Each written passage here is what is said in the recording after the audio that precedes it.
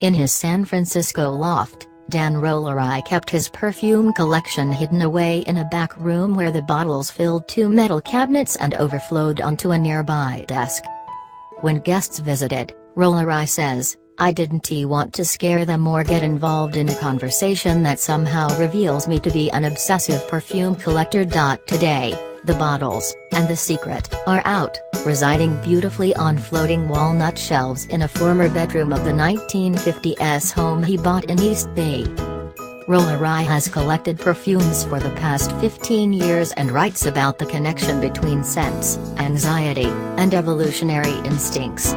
When he purchased the 3,000-square-foot ranch home in the San Francisco suburbs in 2016, he suddenly had more space than ever and no excuse to keep his collection out of sight. "At some point I might die, and it's going to be a real shock to everyone," he jokes. "It's going to be really creepy to find 500 bottles of perfume stacked everywhere." The big reveal has become the room where all of his visitors want to spend their time, even though he also has a beautiful library and a slim Aaron-style pool. But to get to that point, the original home required a lot of work. A previous owner who, believe it or not, worked as an interior designer, thought it was a divine idea to add Doric columns to the living room, string up brass pendant lamps, and do a stout, stumpy fireplace in black marble. The home's pergo floors were also buckling, and we want to begin to talk about the blue kitchen.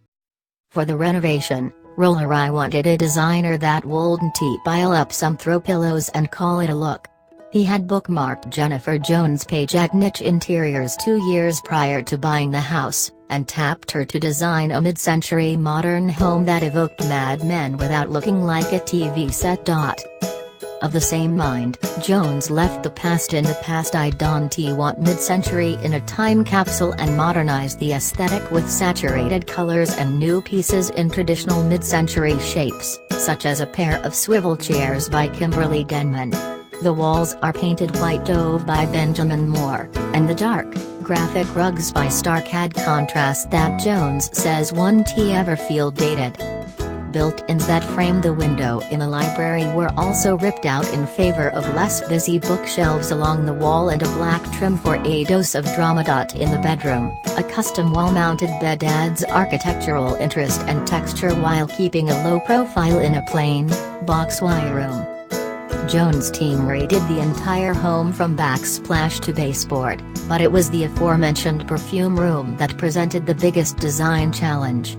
It became a question both of how can we make this perfume room not feel feminine, Jones says, and how could they store 400-500 perfumes without it feeling cluttered. They landed on a room with no rugs, curtains, or ornate features, just a simple black pendant light. Jones repeated the floating shelves from the living room and devised a space she likened to a wine tasting room. "The disciplines are sort of similar," Rollerai said. "Guests can come sit at the table by room and board and sample the scents as they would a fine vintage. They're more likely to remember the night in the morning, too. Not that this is a home anyone could easily forget."